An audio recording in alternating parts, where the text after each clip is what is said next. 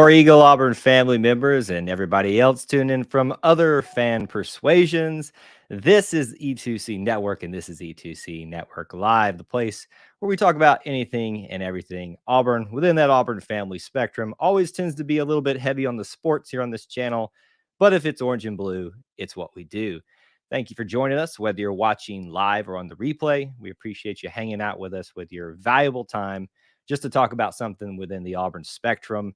And tonight on this live stream, we're going to be doing as we have every single Wednesday night at 8 p.m. Eastern time, bouncing around everywhere. Football, basketball, everything. It's fair game. Now, I know today and tonight, especially on the eve of March Madness, there's going to be a lot of focus on that, and we will definitely get to some of that. But with spring practice starting today for football, or actually Monday, technically, I thought it would be a great time to talk a little bit about that as well, what you're thinking about, what's on your mind in terms of that. So that is all on the table tonight and what we might get into, including your calls and maybe some special guests as well if they have time to call in tonight.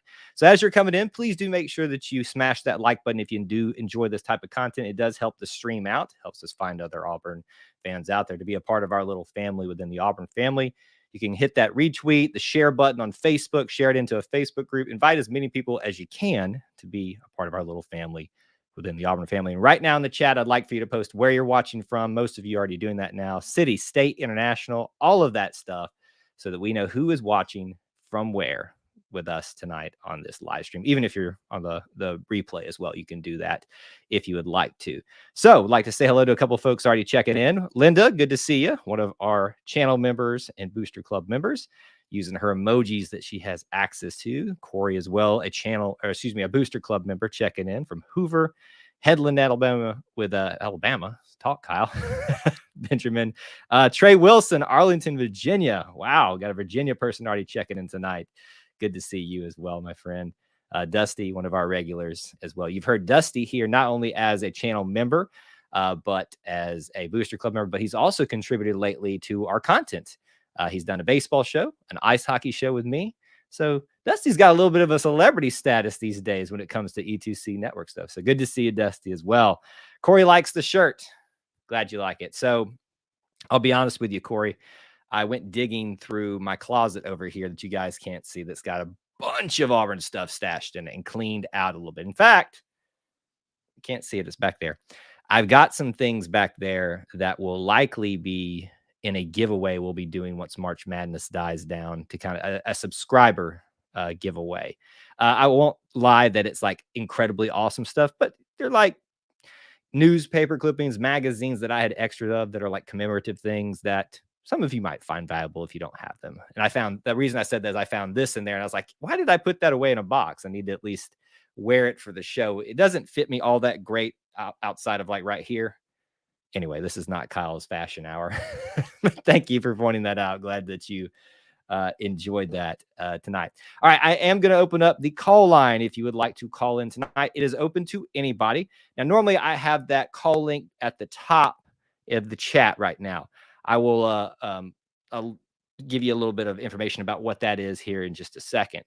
But I also tonight we'll just have to post in the chat if you want to call in. So I will do this a couple of times tonight. Don't be shy. I do have a special guest who's already loaded into our green room, who I'll allow it in just a second. But you can click on that link, call in tonight. It can be voice only. It can be facial, recognition. I don't know if that's the right term for it, but you can have your face on there just like it's a video call, whichever you choose, to talk to myself and talk to several other people tonight who are watching even on the replay.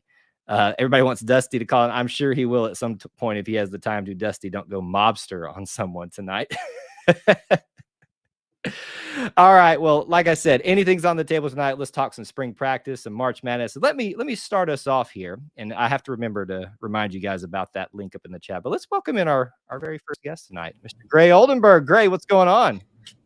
How's it going, Kyle? It's good to be here. For those of you that don't know, I don't know why you know that, because you need to be listening to Inside the Jungle with our basketball podcast. Gray and his dad Chris put that together and do some great commentary for us. So thank you guys for helming that this season.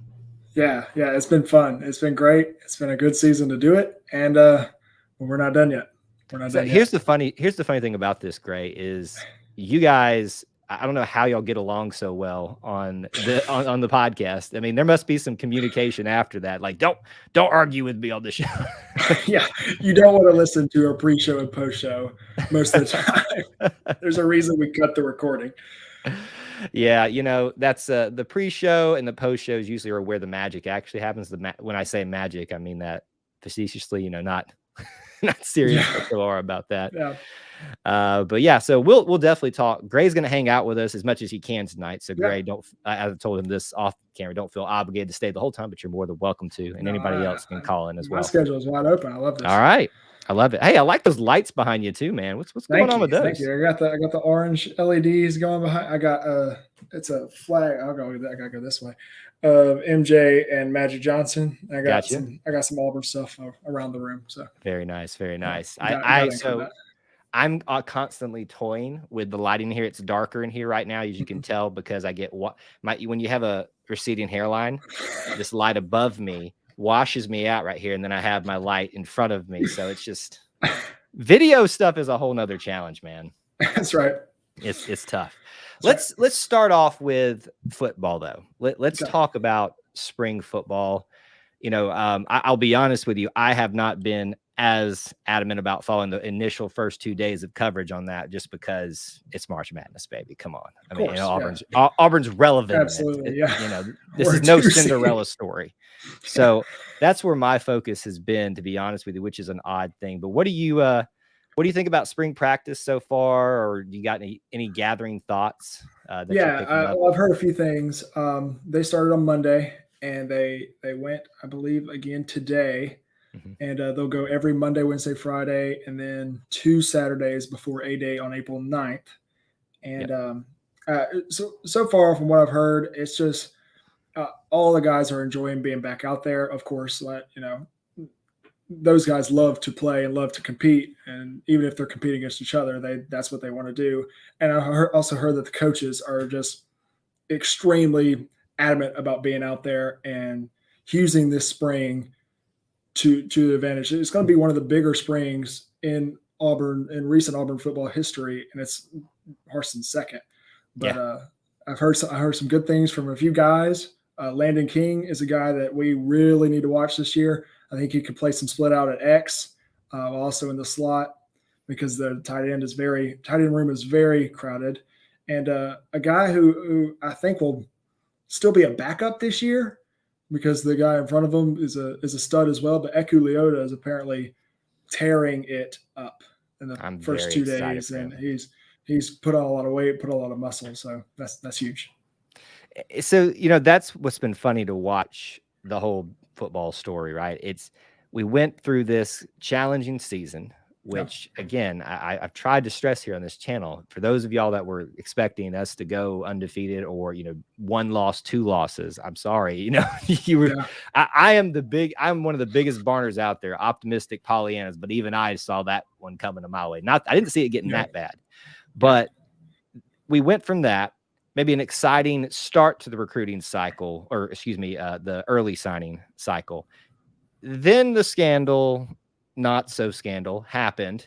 And then now things have quieted down while basketball took center stage. And it's almost like someone hit the reset button, for me. That's just my perception of how things are right now. There seems like a renewed energy in Coach Harsin, just looking at him. Seems like a renewed energy in the fan base. I don't think I will say that there's still not necessarily dissenters, but people that are still skeptical of him, and rightfully so. He's got 6 and 7. Yeah. Right. Yeah. But there's been some momentum, it feels like, built, maybe not necessarily like in recruiting or things like that at the moment, but it feels like maybe we finally found that rock solid foundation to work from for spring practice. I agree. Kind of high. I agree. Yeah, and you're starting to see that momentum. Just nothing crazy has happened. Nothing. We haven't gotten a 5-star. We haven't gotten a huge, transfer besides 10 transfer quarterbacks. But you are starting to see the stuff in the past with the recruiting struggles from this past year and this past offseason with the whole scandal, I guess. Yeah.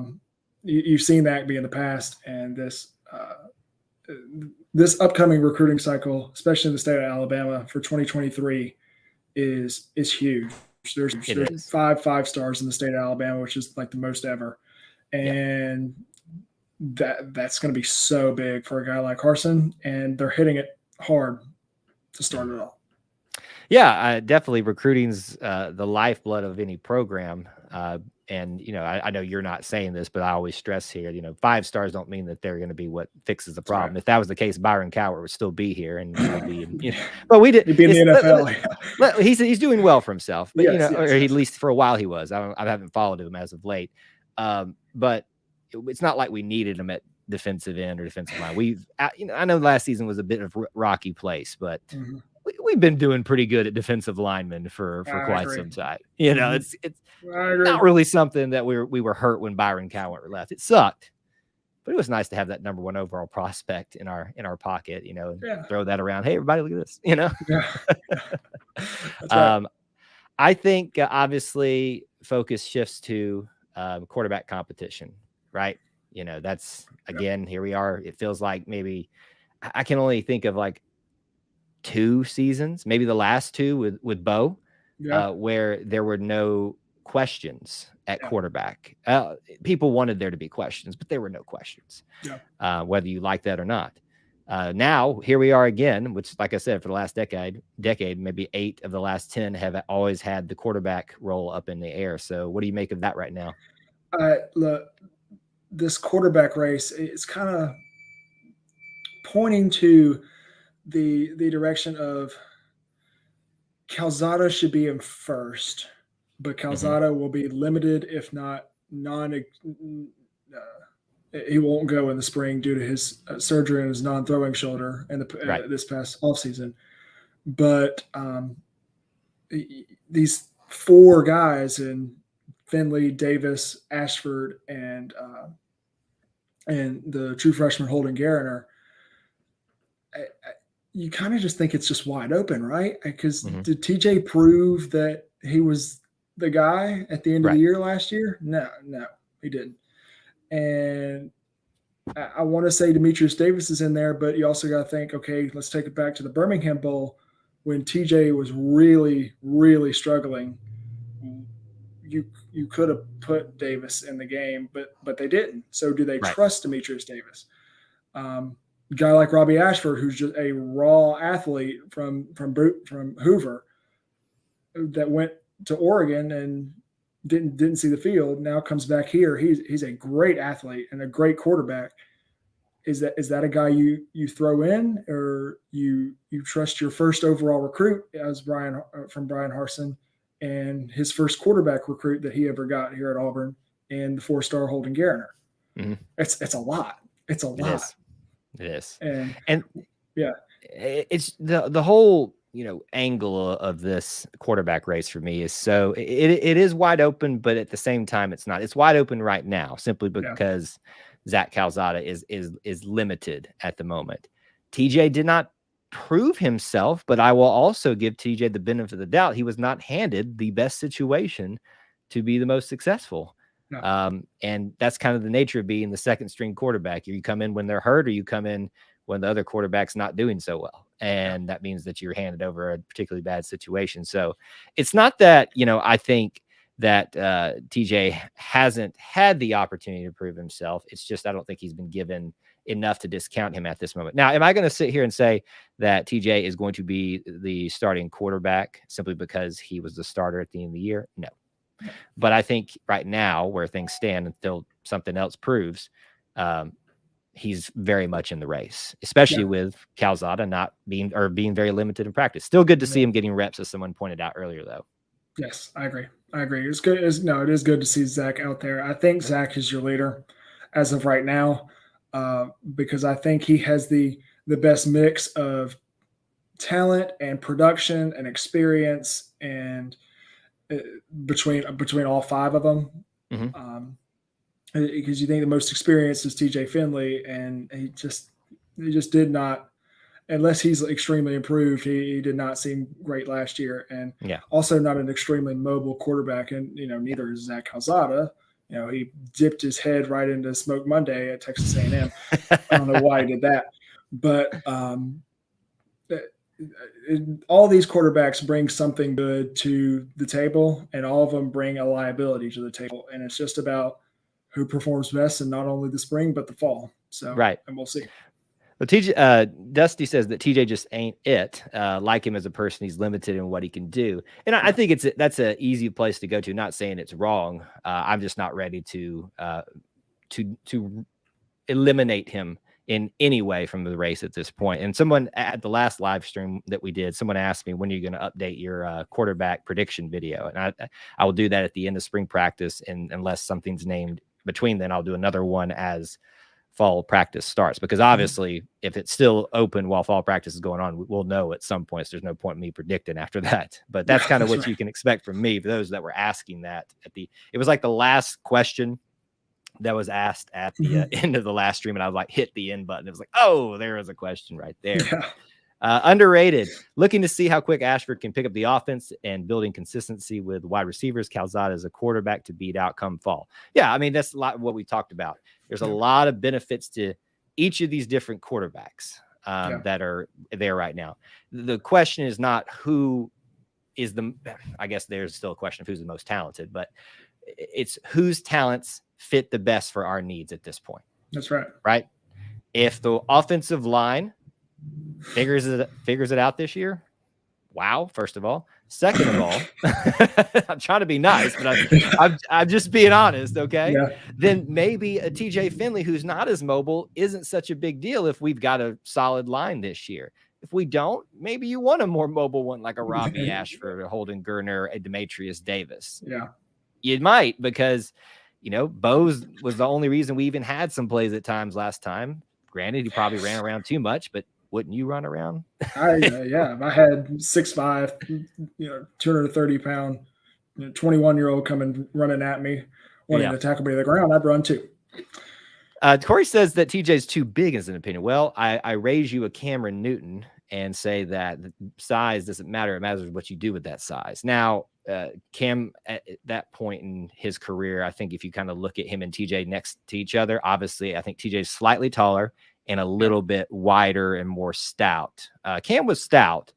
I stood next to him. I took his picture at Walgreens when I used to work there at the corner of Glenn and Dean. But I've also stood next to TJ, and TJ's way bigger. So it could be a little bit of that in the case, but I'm going to let the quarterback race figure it and let the coaches who are paid millions of dollars figure that out. Let them handle that. Let them go through the stress of that. Normally I don't put a lot into A-Day, but I think with such a crowded quarterback room, we will learn some things.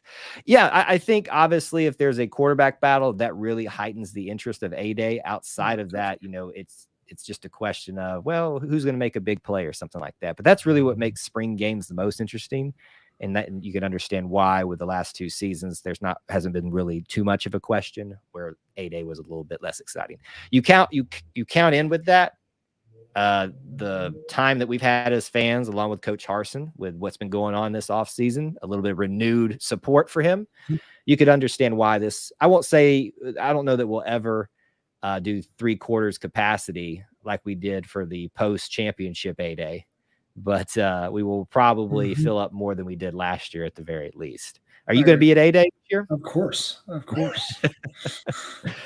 Let's see here. Corey is saying he is tall. 6'5" is the tallest a quarterback has ever been and been successful. I haven't done the math, but I will trust you on that. TJ, like you said, is not as agile as some of them. You see, good to see a big Simp. Anyway, so yeah, I think we can bounce back to that a little bit. And you guys, obviously, if you would like to call in, please do. I'll put the call-in link there for y'all to take advantage of it. Real quick, before we change topics for a second, I want to remind you guys the link in the top of the chat window and in the description is the link to our bracket challenge. Time's running out, folks. If you want in on this, a $50 Chick-fil-A prize package that you want to take advantage of if you like to eat Chick-fil-A, or you can just play because you want to compete and prove that you're best at busting people's brackets. So it is open until the first game starts tomorrow. Don't delay. Don't wait. Click the link even now, but come back.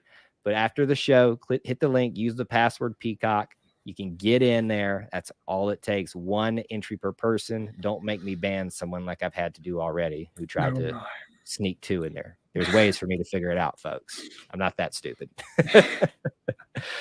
Let's see here. Devin checking in. Good to see you, Devin. Coach Harson's press conference after the first day of spring practice was great. I continue to have respect for him and how he's handled and is handling everything. What did you think about his words when he was questioned about the whole offseason situation? No, Devin's exactly right. The respect that I've gained, and that, just like she said, the overall fan respect from Harsin now, after a 6-7 season and a loss in the Birmingham Bowl, shocks me, but it is because how he's handled that situation that came in January and February. But it showed his composure. It showed his coach's composure, and it showed the kind of man he is and kind of coach he is to see all his players, speak out and stand up for him the way that they did.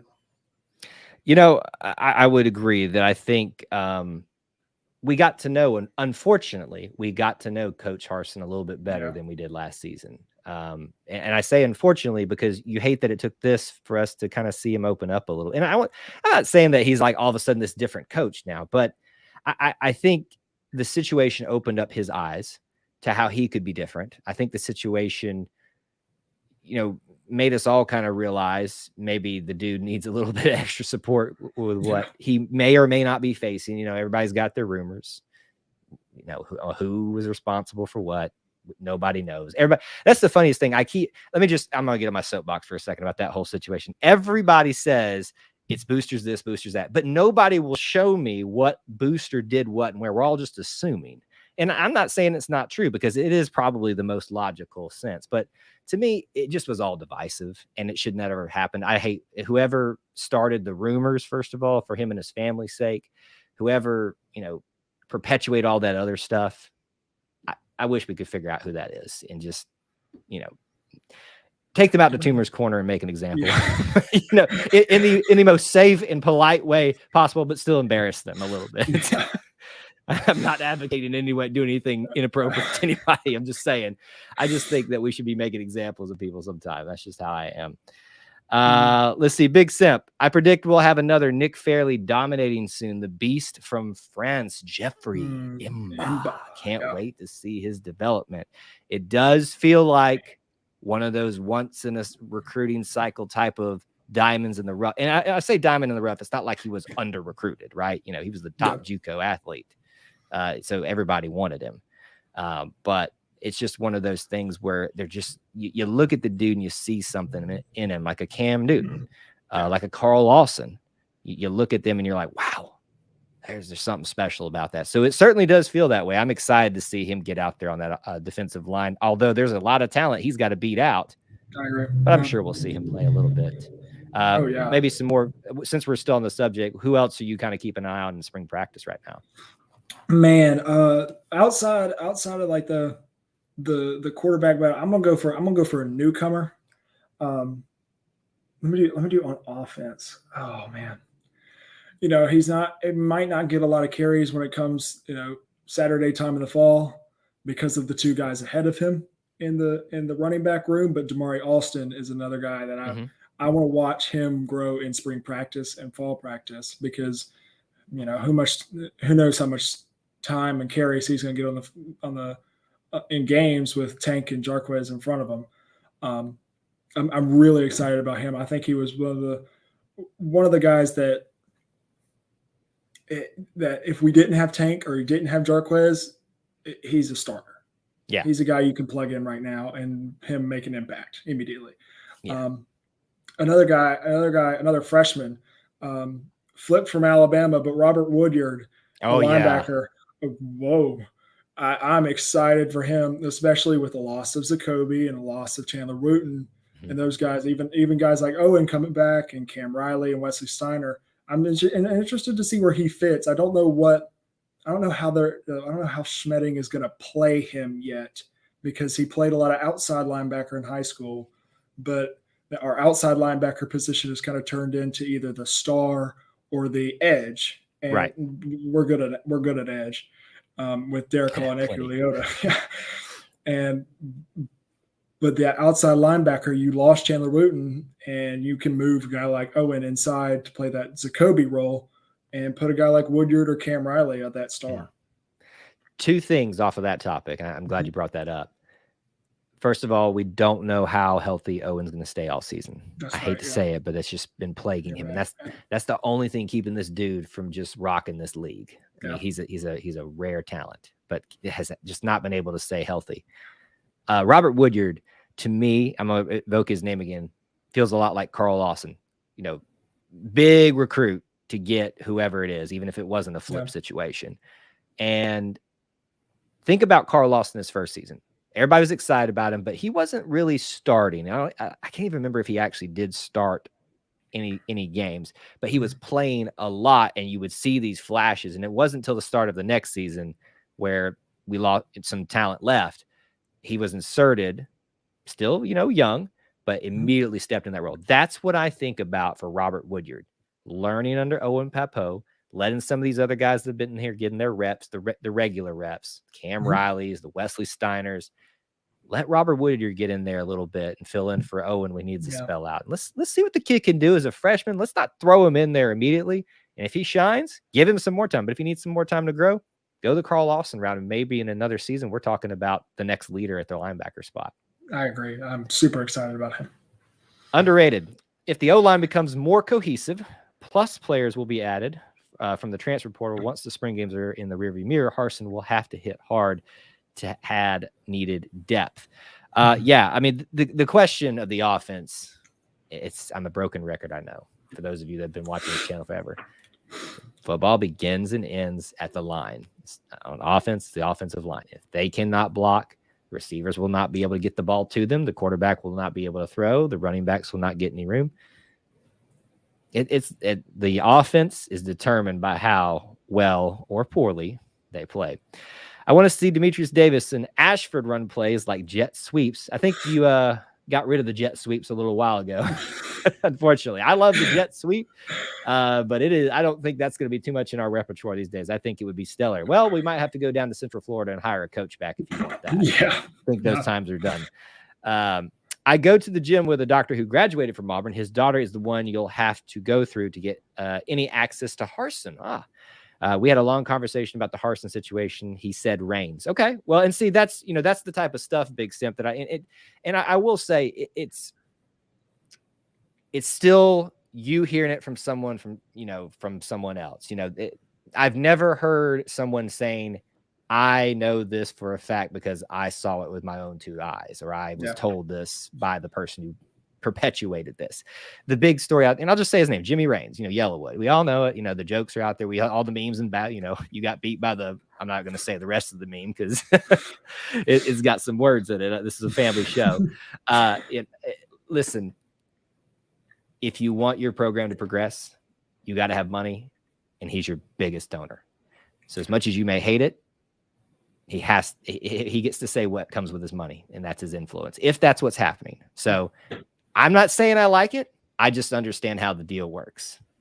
And I personally, if I had that type of money, I would understand it too. I'd want to have a say in some things, right or wrong. But let's not go too far down that rabbit hole. But I just wanted to make sure it's not discrediting what Big Simp said in his contact there. Yeah. But that's a very common theme. I'm hearing similar things like that, but nobody is like telling me this is what happened because I saw this, because those people aren't going to talk. They're going to tell it to other people, that kind of thing. This is funny. I'm sorry. I got to read this. I've never once thought of this picture in my mind. I'm so sorry, Jimmy Reigns, but this is hilarious. I was kind of defending you there, but then the Curious George comment was brought up. Oh no. Thank you for that. That was so good, Corey. Well played, sir. We used to, when I did this on a different system, I could like pin a comment up at the top. I don't think I can do it here. This would be like the comment of the night. Jimmy Reigns reminds me of the dude from Curious George. Oh man. All right, let's keep. I know we're having fun talking football. We'll get to basketball in a second. Keesaw talked a lot about Tank Bigsby in the press conference today. He said, we're going to start this thing with a downhill physical run game. We're going to come after you. Well, they better because they certainly didn't do it. Well, it wasn't for a lack of effort. They're just, again, if the line won't create anything, then you've got a problem. It's essentially what it is. Any thoughts on that? Or we're going to let a guest in here in just a second. Yeah, I think you got 4 super seniors on the offensive line this year. And just like I said earlier, the recruiting class has got to be huge in offensive line because you haven't gotten a true offensive tackle recruit since Braden Smith, and you played him at guard. Gus Malzahn days, I can't with him. But but yeah, you got to the 2 running backs, even the 3 with Austin, you got to go downhill. Yeah. All right, we're gonna let in a guest with us. He's a regular caller. You get to see him a lot on here. He's off camera. There he is. What's up, Dusty? I put you in at an awkward time there. Nah, you're good, man. You're good. How y'all doing? Good. I'm doing good. What's on your mind tonight? Oh, Corey with the banger. Why you gotta do that to Jimmy Raines? Hey, man, that was. I don't care who you are. Jimmy Raines is even laughing at that. I know he ain't watching this. He's too busy sitting in them dollar bills with his Yellowwood, So I'm just I had to let that one go out there on the airwaves. That was pretty good. I'd never put 2 and 2 together. Curious George. What was that guy's name? Anybody know? Was it the man in the yellow hat? Is that all his name was? Yeah. Okay. I don't. This is not reading Rainbow. This is not reading hour. There we are. What else is on your mind, Dusty? That's a busy week for Auburn, right? Spring ball starting off. Basketball starts the tournament on baseball. Friday. We've got the huge series this weekend in baseball. Yeah, baseball, softball got off to a great start with awesome. That sweep of Texas A&M at home. I mean, this was a pretty happening week. Yeah. And I'll be honest with you, I've been a little unplugged this week because E2C Central here has been undergoing some home renovations, not the studio part of it, but Tuesday around here, I was basically checked out of all things Auburn because of the stressors around here. So like it's almost like if you unplug at the wrong time, then you feel like you're completely behind. And that's how I felt all this week. What you think about fall practice since we've been talking about that, Dusty? One of the things that stood out to me was just how big everybody got, even positions like the safeties and stuff. And then that's an interesting strategy. We'll see if it plays out, as long as it doesn't make those guys too much slower. Do you think they've changed things with the strength and conditioning program? Because I mean, the guy's been in there for a full year now. I don't think he changed things drastically. Or do you think guys are finally just kind of getting up to those weights that we've been anticipating them get to? Because I mean, if you're seeing that difference, there's got to be something there. Yeah.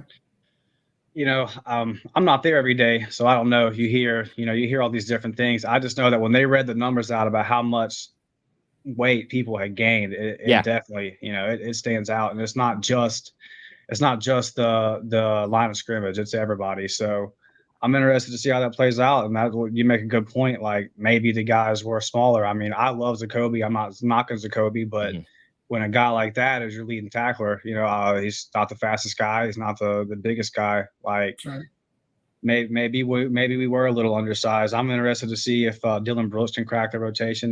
One of our top recruits a couple of years ago. But I think the D-line is going to be fine. I think they're stout.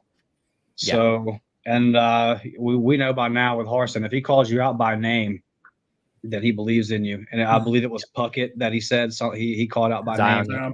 So, and I believe in him. I think he'll have every opportunity, obviously. So I expect big things from him. And then obviously the QB battle is what it is. I've made it pretty clear on here where I stand with that. But I have reasons for that. When you watch, and I understand that it's high school, but for one, like I've made the point before, what is our offensive line going to be? So you have to take that into account. I mean, hopefully, we're hoping that after the second wave of transfers, maybe a guy pops up. But here's the thing, like we've gone after these guys and that guy that was transferring from FIU that ended up going to LSU.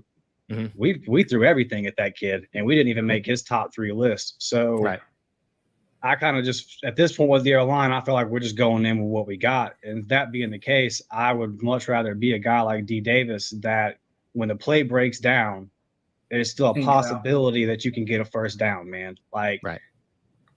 Some stuff, some stuff translates from high school and some stuff doesn't. That kind of playmaking ability, just that natural speed, that natural gift, that's always going to be there for him. And then I feel like that kind of gives him a stigma, because if you actually go back and watch some of his stuff, right, he's making throws from the pocket. And he made good throws from the pocket last A-Day. I thought he had the best downfield throw of A-Day last year, and he made that stepping up in the pocket, making a good throw. So the rumors are that, he had like some inconsistency or whatever, and Carson obviously doesn't play that as far as like during practice all the time. So if that was true, then 18 years old, man, like knowing he's not going to play, I can see where that's a thing. Hopefully he's matured, and because I just think he's the most talented guy. And I'm impressed with Calzada as far as like his toughness and all that. I thought we knocked that guy out the game 3 times, man. Yeah. He just kept coming back in there, kept in there. Yeah, that's a tough kid. So, we'll see what it is. That's going to be very interesting. Pretty well-rounded assessment there. I love all those thoughts here. Let me change gears here. And I want to give Gray here a second. I don't know how big of a baseball guy you are, Gray, but this comment brought up by Neil. We like to talk about everything here. And our boy Josh Donaldson getting paid by the Yankees. I'm a little sad about that because he's not wearing red and blue. Braves, yeah. And, I literally can hear sometimes, the noise of the park because it's that close to me. Not really. It's not that close, but close enough. What do you think about Josh Donaldson, former Auburn Tiger, going to the Yankees? You wish he was back as a Brave? Yeah, for sure. For sure. As a occasional baseball watcher, I am a Braves fan because I've been at multiple Braves games, but just like Neil just said, the Braves needed I don't think with the talent on that, they needed it then. Neil's right. I don't know. I don't know if they needed him now. How much money did he get? I didn't look at the figures. I just know that he got a good little. I saw that he went to the Yankees. And as part of that trade, it was like 4 other people. I think is in that little switcheroo to the Twins and to the Yankees. If I followed that right, like you, I follow the Braves, and I've been a little bit more checked out over the past couple seasons until this season. Obviously, it was easy to get back on that bandwagon. Doesn't look like Freddie Freeman's coming back, folks. Sorry. I know that's not Auburn related, but that does not look good. Dusty, Josh Donaldson, how you feel about your boy? I have an interesting story about Josh Donaldson. So all right. My little brother graduated from Pace High School. It's right outside Pensacola here. And Josh transferred from Pace because Pace is it's a very good old boy system. Like you got to be in the know. I actually went there for like a semester in high school, and I was like, I got to get out of here. Yeah. But you're not going to play if your dad's not somebody. So he didn't even get to crack the lineup. So he transferred out of Pace. He didn't get to play literally because he just wasn't part of the clique. So yeah. It's kind of interesting. You see a guy go play like that, and it's like, man, in high school, they didn't let you didn't even get to go. Well, and it's the story of Michael Jordan, right? He didn't get to play or start, on the first team that he was a part of in high school, and yet he's the greatest of all time. Sorry, Kobe fans, and sorry, Akeem Olajuwon fans, and Kareem. It's Michael Jordan. That's it. I'm sorry. I didn't even throw LeBron in there. So sorry. Michael is number 1, but and then you can debate too. But people need to quit putting LeBron ahead of Kobe. That's ridiculous. Listen, I say this I know it's a little maybe insensitive. I did not like Kobe. He annoyed me because he won so much. But obviously, hate to not have him around anymore. But he's number 2. I mean, there's no question. It's Michael and Kobe. That's it. I mean, they set themselves apart so far, and I think that's part of my maturity or maturation as a person, because I used to not be able to say that. I would be like, oh, he's the worst player ever. No, it's the same thing. Like I used to hate Tom Brady so much, and now I still don't like him, but he's the best quarterback that I can think of in football. So looks like most everybody agrees there. about MJ. All right, Dusty, let me hit you with this last topic for you, sir. We want to transition to a little basketball talk here. March Madness starts tomorrow. I know you're in our bracket challenge. I know you're psyched for this. What are your thoughts just about March Madness in general, Auburn's chances? Give us some well-rounded thoughts on that. I think that this weekend is crucial for if we're going to make a run. And obviously, if you lose, you're out. But like, I feel like this is going to be the toughest test is this weekend. We haven't played in a while, and there was a little bit of a break before that conference. It's just we haven't played one game in however many days. So I feel like we're probably going to come out rusty to start. I hope that's not the case, but we already seem to start slow. So don't wish that evil on us. What are you doing, Dustin? We have a large sample size at this point. There's going to be stretches of the game where we don't score the basketball. We've seen enough of it. We know what it is. Right. So, but like I've said all year, the reason I've been saying I think we're going to win it all year is we clearly, to me, are the best offensive team, and you're going to be in every game. So if you're in every game, every game is tight. I mean, every single one of our losses is tight. So if you're in every game is tight, and then you have the best player on the floor. I just like our chances, especially in this kind of situation. So I think this weekend is the most dangerous part. Let's say it looks like if we get out this weekend, we play Kansas. I feel like we have two good games this weekend, especially let's say we play USC or Miami that second game and we're hot. I feel like Kansas is no issue and we make that run. If we come out and we're real sluggish looking and it's still, we need to turn it up right now. And that's my main thing. I keep giving my sister-in-law huge shout-outs here because she's a huge Kansas fan. She'd be mad at you if she heard that tonight.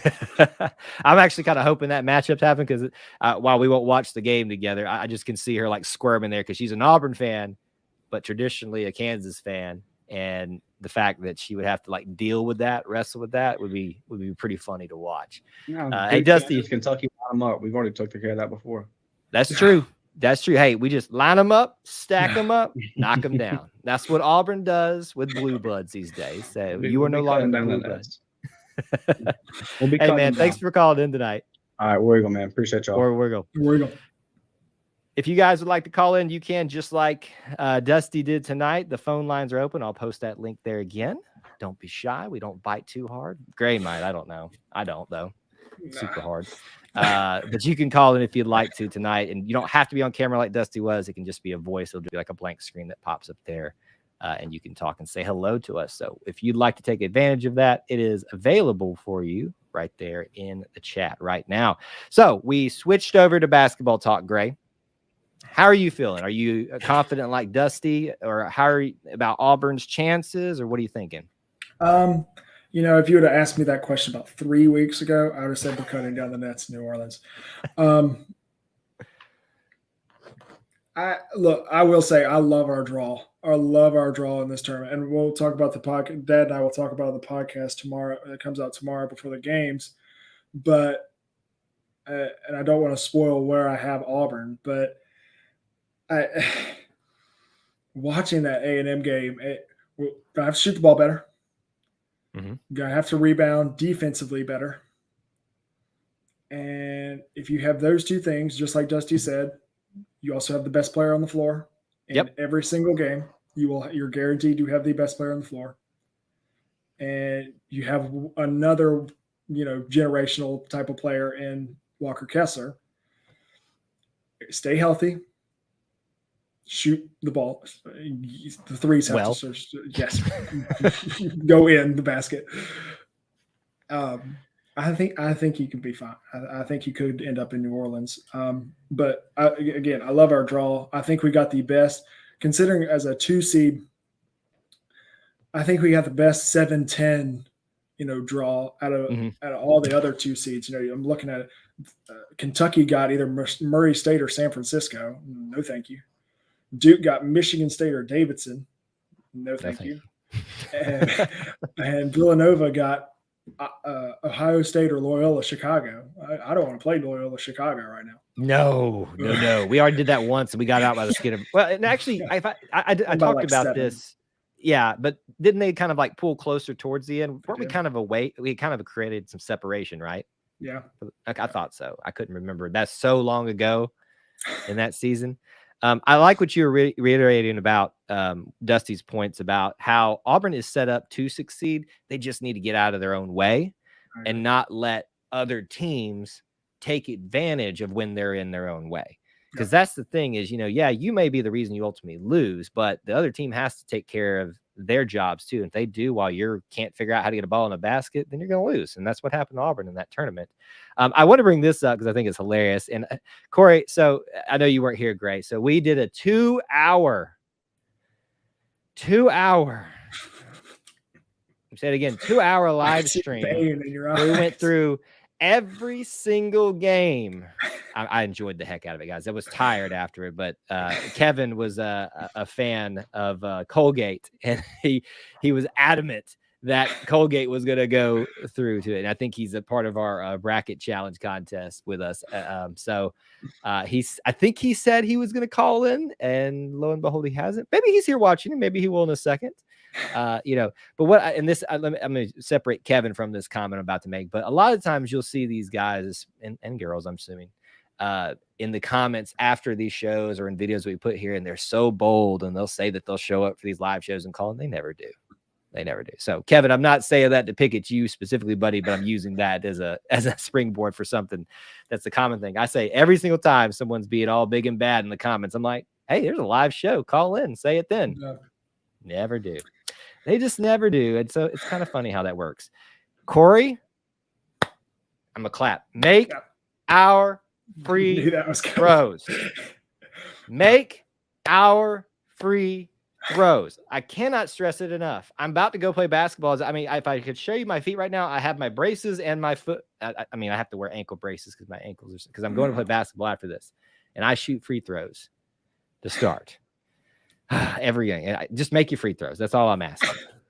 A little props for you from Dusty about the podcast. Thank you, Dusty. Year. Thank you, Dusty. That's my guy.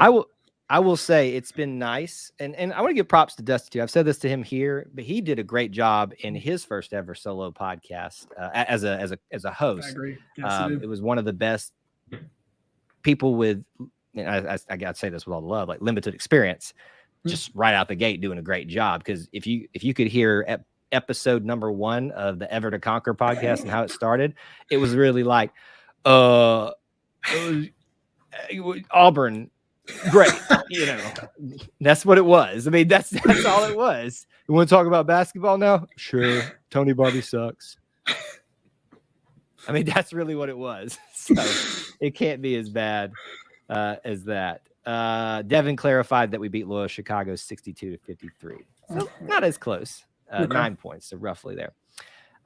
If we can stop Cambridge from, shooting, we can shoot. I guess that's what he said. If we limit Flanagan's time, I'll be really confident. I don't know how to tackle this Alan Flanagan thing because I'm not going to ignore the fact that he's not playing well. But Bruce keeps playing him, and I trust Bruce because Bruce has shown that he knows how to win and build a good team. I mean, what's your take on Alan Flanagan, like in his struggles right now? I'm telling you, if we put the Alan Flanagan from last year on this year's team, we may not have lost all year. It's true. We may not have lost because you look at all of our losses. They're all close losses. They're all away from Auburn Arena. They're all, and Alan last year was a guy that could put 20, 25 on anybody just like that. This year, it just doesn't seem like he knows that he was that guy last year. And, we can chalk this up to his injury, and a lot of it is his physical mobility. He was immobile for 8 months. Yeah. It's hard to come back and play SEC basketball like that, in any way. But I think this is so mental. I think Alan's, problem isn't his shot or his. I think it's all mental. It's all what he's thinking and what his decision making is. Yeah. And so somebody that went to Humphrey Coliseum for that Mississippi State game a few weeks ago, right? Yeah, a few weeks ago, I saw Allen turn the ball over once, airball a 3, and then turn the ball over again. 2 horrible turnovers on 3 straight possessions. Right. And they let Mississippi State back in the game, of course. And I saw him just drop his head on the way back after Bruce called the timeout. And I was like, he's not ready. He's not there. Right. He's not there. Right. But then you have a guy like Devin who continues to shoot the 3. And I understand he's a shooter and shoot. And he's been given the green light to shoot, obviously. Of course, yeah. How many has he made in the past 4 or 5 games? 3? Mm-hmm. Yeah. So I think there are better things that both of them could do. Because look, Allen plays incredible defense. He's second in our team in plus minus for when he's been healthy. Mm-hmm. Behind Wendell Green, also coming off the bench. So he's extremely valuable. And so is a guy like Devin with his rebounding and his attacking the rim. Both of those are extremely valuable things. Mm-hmm. But both offensively are just I don't want to say liability because those are 2 of our leaders on this team. Right. And 2 not as productive. Not as productive. They're not as productive as they've shown to be. Devin's freshman year and Allen's sophomore year. Right. At this point that's brought up, I think is a great one here and help everybody maybe understand why he continues to be in the starting lineup or utilized as much as he is. Mm-hmm. You and I just said it. And I think maybe Dusty was the one who brought it up. This team defensively is one of the best, if not the best in the country. You ever wonder what happened if Allen Flanagan's not part of that defense as much as he is? And so it's really this whole thing. We see the bad offensively because we've seen, and it's so obvious because we've seen the good offensively of Allen Flanagan. But yet you take him out of that equation defensively, what happens? You don't know. I don't know. This team is very talented defensively across the board, obviously. Different skill sets. You got, Blocka Waka Walker. I was trying to make some kind of rhyme there. It didn't work. the defensive player of the year, the national defensive player of the year. And then you got Katie, who's just a freaking little ball of fury. You got Zep Jasper, the honey badger, and there's a reason those guys get those opportunities because they're good, but they're getting those opportunities because everybody else is doing their job and is playing pretty good defense as well. And there's no holes at that part. Are there holes offensively? We've seen those. Yeah. But the story will continue for Allen. I think it's obvious he will not be going pro this year. Unfortunately for him, he'll be back. And with maybe less star-studded talent, not that it's going to be not as successful, but let's start. Maybe Allen finally finds his footing again in that role that he's naturally been kind of conditioned to during his time at Auburn, being one of the focal points. And that maybe brings him back to where he needs to be. We'll find out. And his story is not done. I think that's the great thing about the Allen Flanagan story here. I agree. Every time we talk about Devin, it throws me off for a split second. I know, Devin, for you, that must be confusing. We're not yelling at you. Hey, we're not telling you not to shoot. It's every time I see a Devin Cambridge shot go up, I start like turning my head. I'm like, is it going in? Oh, no, it's not going in. Yeah. And Allen admitted apparently that he's 85%.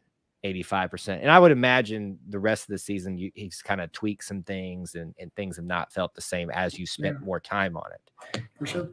As you said, you can't go 8 months, be the same, but then 8 months and then play, he started playing in December.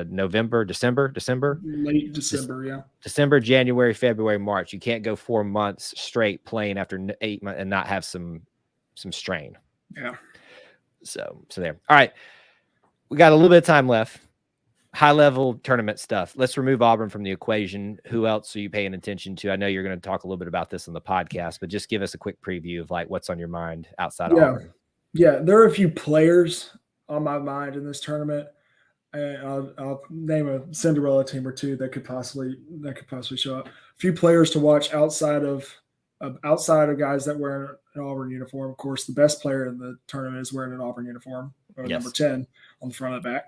But some other players to watch. Keegan Murray at Iowa is fantastic. I think he has worked his way up to that 4th or 5th slot in the NBA draft this upcoming year, behind obviously Bari, Chet, and Banchero at Duke. Can I ask you a question about the Iowa guy real quick? Yeah. In your opinion, is Iowa better this season with him at the helm over Luka Garza, or which one do you which Iowa team do you think is better? I'm asking for a selfish reason. A selfish reason. That's what's throwing me off right now. My selfish reason is I want you to help me make this pick on my bracket that I'm considering changing. I probably would say Keegan Murray. Yeah. Strictly because of the tournament is going to be extremely guard. You need to have good guard play if you want to, be better in the tournament. And Keegan Murray is one of the top. I think he's a big guard. Like, you consider him a forward, I guess, but a shooter like him, it brings a completely different aspect. Look, Iowa team's not very good without him, but he's extremely good. Another guard to watch, because obviously people are going to watch the stick bug at Gonzaga and then Banchero and Jabari, but another guy to watch is Jaden Ivey at Purdue.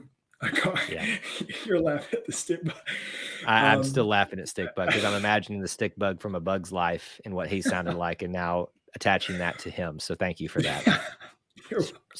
I can't get it out of my head now. Yeah, but Jaden Ivey from Purdue, again, another guy who's just on the edge of that 3 guys that I could jump a guy like Holmgren or Banchero. I don't think you're going to jump a guy like Smith, but in the NBA, depending on what that NBA team needs, or what we'll ball it out. But he's a superstar. He's a superstar. A team, I don't have one specific team that goes considerably longer than all the other ones. I am definitely picking UAB to beat Houston. It's a 5-12. That's a hot take right here. Hot take central. I need like a buzzer for this. I need Jamal Johnson to get to that second round, but Jordan Jelly Walker for UAB, averaging about 43 points in his past 5 games.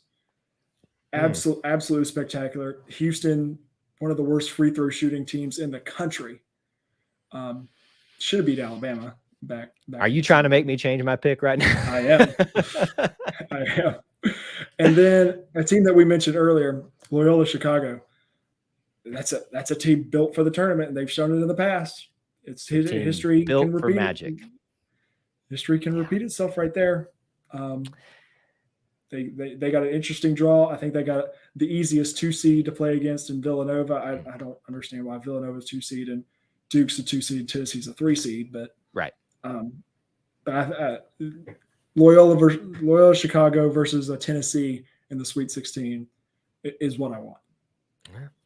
Loyola, it seems like it's kind of, I would say if they make another run this year, they've replaced Wichita State, which a couple of years ago was making runs like every single year, it felt like.